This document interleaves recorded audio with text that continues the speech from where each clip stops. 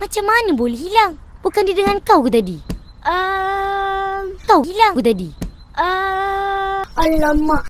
Nampaknya kau dah jadi gila. Wei! Lu orang tahu tak? Lu orang sama dah jadi gila awak. Mana ada gila. Aduh yai, apa pasal kau ni? Aku pun tak tahulah. Lepas makan belacan jadi macam belacan ni. Nampaknya dah jadi gila. Lepas makan biskuit belacan jadi gila. Ya dah. Ini mesti sebab makan biskut kau ni.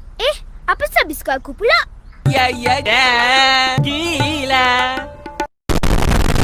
Kau pakai bahan apa buat biskut kau ni?